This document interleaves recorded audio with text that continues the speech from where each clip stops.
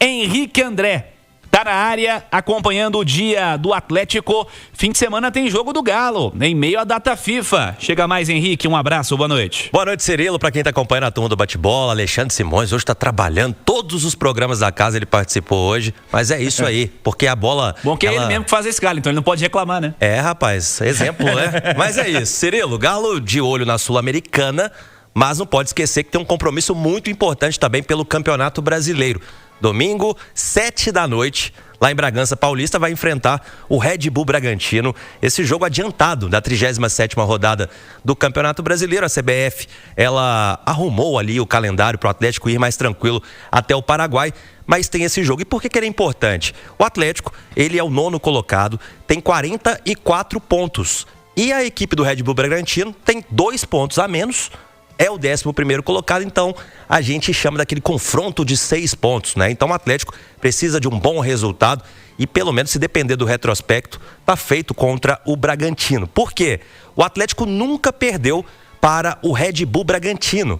Antes era o Bragantino, em 2020 fez a parceria com o Red Bull e de lá para cá foram 11 partidas disputadas com 6 vitórias do Galo e outros 5 empates. Lembrando que nos últimos 4 jogos o Galo ganhou todos do Bragantino. Então, respeitando esse retrospecto e vencendo mais um, vai ficar muito mais tranquilo no Campeonato Brasileiro e é claro, né? Ganhando moral também para o jogo do próximo sábado contra o Red Bull. Cirilo, e a gente domingo. 7h, né? É, domingo, 7h, e o jogo do sábado contra o Lanús. E a gente tem um convidado especial agora aqui na turma do Bate-Bola. A gente foi até a Cidade do Galo e conversou com o Bernard. E deixando um pouquinho o jogo do Campeonato Brasileiro de lado e falando da decisão continental, eu perguntei para ele por que o Lanús está considerando essa decisão uma Copa do Mundo. Como será que o Atlético está considerando esta final continental? Vamos ouvi-lo. A gente tem que ter a noção que se eles estão tratando dessa forma, independente se eles não tivessem, a gente tem que tratar dessa forma. É muita coisa que tem em jogo, é um investimento que o clube pode fazer maior, até mesmo para o time elevar para a próxima temporada. É Libertadores, é Recopa. Então são competições importantes que eu como jogador e eu... com o planejamento de também estar aqui ano que vem, eu quero vencer tudo aquilo que eu posso. Eu quero estar cada vez mais colocando meu nome na história do clube. O jogador é lembrado, sim, por aquilo que ele é fora de campo, por gols, por assistências, mas o que marca mesmo dentro da história de um clube são títulos. Então, a gente tem sim que dar a devida importância e muita importância para uma final como essa. A gente sabe que a gente vai enfrentar um time muito aguerrido, um time muito forte fisicamente, um time muito agressivo, intenso. Então a gente tem que ter noção também que a gente tem que entrar focado, concentrado e entregar o nosso máximo. É um jogo que vai exigir muito da gente e a gente tem que ter preparado para essa exigência. Tá, então, o Bernard falando que assim como pro Lanús, né, que é uma final de Copa do Mundo, o Atlético também vai encarar de frente essa decisão da Sul-Americana com muita seriedade, porque sabe o que isso pode impactar não só em 2025, mas também no ano que vem. E o Bernard também vai falar sobre a importância de Jorge Sampaoli. Ele que melhorou bastante com o treinador argentino, vem jogando, às vezes titular, às vezes poupado também, mas vive o melhor momento, o Bernard, desde que retornou ao Galo. E ele fala sobre a importância do comandante argentino. A partir do momento que o jogador ele acaba adquirindo sequência, acaba jogando mais, ele acaba conseguindo fazer as coisas mais naturalmente, as coisas acabam fluindo melhor. Mas sem dúvida nenhuma, com pouco tempo que está aqui, não é porque ele é o meu treinador neste momento. O Sampaoli é sem dúvida nenhuma um dos melhores treinadores que eu já peguei até então.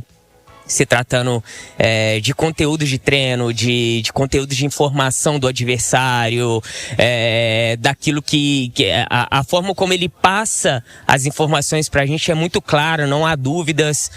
Então, isso faz com que a gente possa chegar muito fresco e muito tranquilo dentro do jogo, sabendo daquilo que a gente tem que fazer.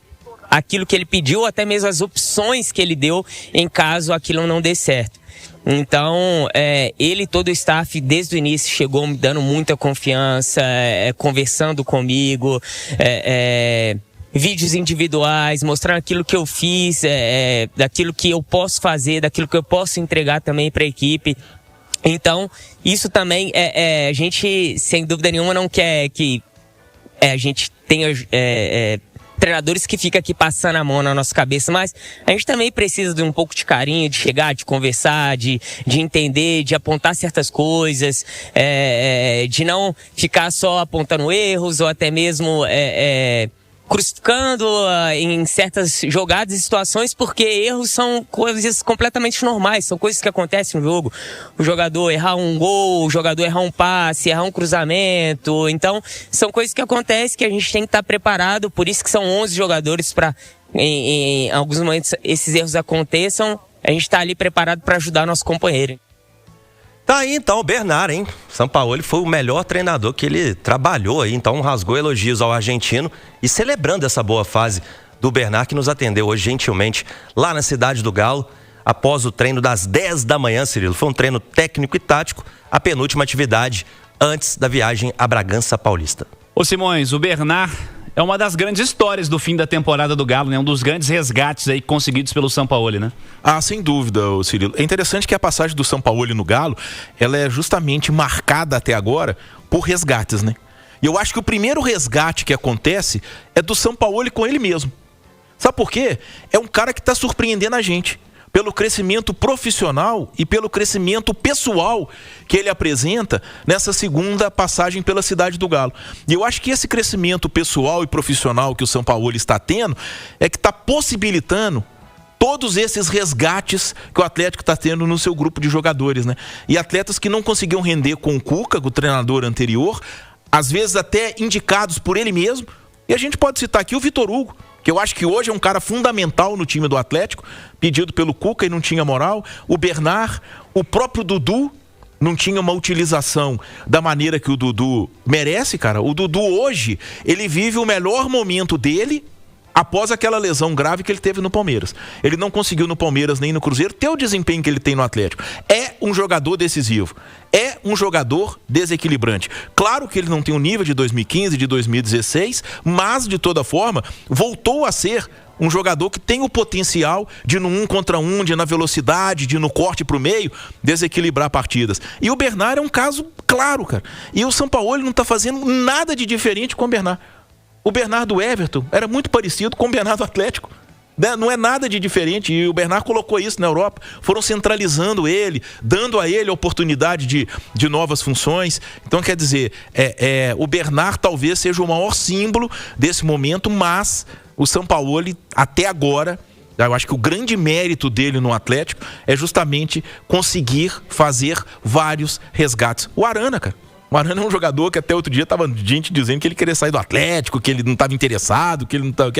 O Arana hoje é um jogador fundamental e que está muito próximo do nível que a gente conhece do Arana. No imediatismo em que vivemos, na geração atual, né? Eu me incluo nesse problema. Muitas das vezes a gente tem a mania de querer aposentar as pessoas, né?